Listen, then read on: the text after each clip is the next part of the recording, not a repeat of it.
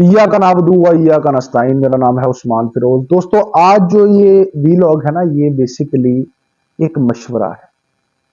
हालात का कंपैरिजन करके जो एक खौफनाक सूरत हाल दिमाग में आई है, और वो मुझे लगता है कि आप सबको बतानी ज़रूरी है, ख़ासकर पाकिस्तान तहरीक इंसाफ को जो कायदीन हैं उनको भी इस बात का पता होना चाहिए, कारकुनान हैं उनको भी इस बात का पता होना चाहिए कि एक बहुत बड़ी साजिश काकड़ हुकूमत की तरफ से जो है वो की जा सकती है। एक बहुत ही बुरी सिचुएशन में, जैसे 9 मई जो है उसमें पाकिस्तान तहरीक इंसाफ फंस गई थी, शायद एक और इस तरह की सूरत हाल पैदा करने की कोशिश की जा रही है। इसलिए वीलॉग को पूरा सुनिएगा और हो सके तो इसको शेयर कीजिएगा, ताकि लोगों को इस बात का अंदाजा हो सके कि शायद सियासत में जो है वो दिल नहीं होते, पत्थर के होते हैं। सियासत में सिर्फ मफादात होते हैं, और अब ये जो 11 दिन बाकी रह गए हैं ना, इसके अंदर बहुत ही कोई ऐसी कार्रवाई हो सकती है, और क्यों हो सकती है उसके हवाले से भी मैं आपको बताऊंगा। सबसे पहले दरखास्त ये है कि इस चैनल को सब्सक्राइब कर लें, लाइक कर लें, क्योंकि अंदर की खबर जो है वो आपको यहाँ से मिलती है। और मैं ये चाहता हूँ कि अब इन 11 दिनों में हम जो है इस फैमिली को इकट्ठा करें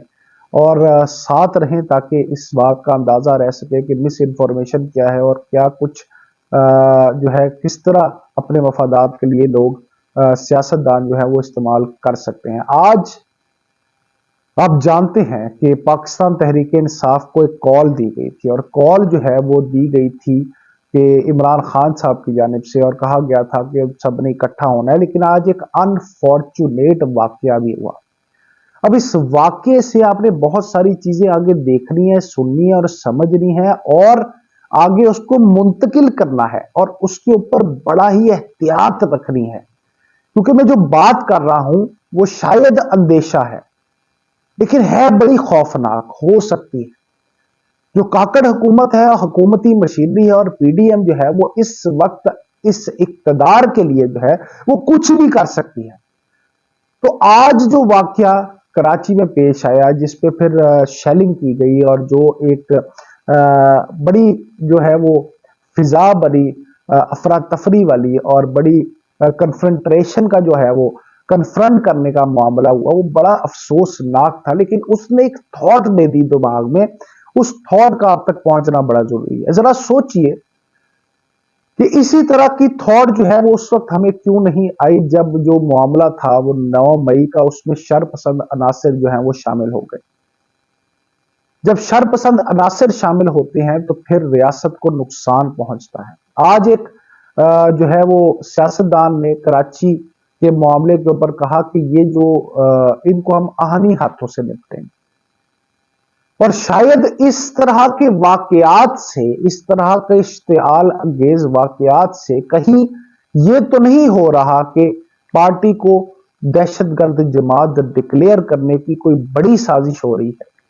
या एक बार फिर कोई खुदा न खास्ता ऐसा वकुआ, ऐसा मामला बनाने की कोशिश की जा रही है जो इलेक्शन से पहले हो या करवाया जाए। हुकूमत वक्त काकड़ हुकूमत या पीडीएम्स के मुबैना तौर पर दिमाग में इस तरह की कोई बात हो सकती है कि जनाब, क्योंकि सियासत में तो कुछ भी हो सकता है ना। मैं आपको पहले भी कह चुका हूं कि जो सियासत में मफादात के लिए कुछ भी करवाया जा सकता है। इस वक्त ये लोग ये जानते हैं, इस वक्त मुखालफीन ये जानते हैं कि पाकिस्तान तहरीक इंसाफ को हराना बहुत मुश्किल है, और उसके लिए जो कुछ किया जा रहा है वो जाहिर है आउट ऑफ द बॉक्स है। वो ना कभी पहले सुना, ना कभी इस तरह की मालूमात का, इस तरह का मामला हमारे साथ कभी आया।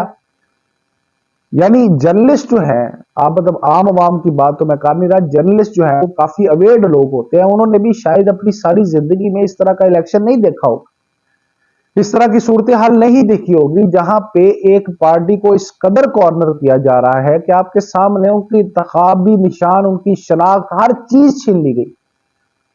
और अब जब उनको ना इलेक्शन कमीशन की तरफ से कोई परेशानी है इस हवाले से कि वो रैलियां नहीं कर सकते या जलसे नहीं कर सकते, और ना ही उनको सुप्रीम कोर्ट की जानिब से कोई मामला है, उसके बावजूद जो है वो पकड़ दकड़, मार धाड़, गिरफ्तारियां और पता नहीं क्या कर, सबसे ज्यादा गिरफ्तारियां लाहौर शहर में की।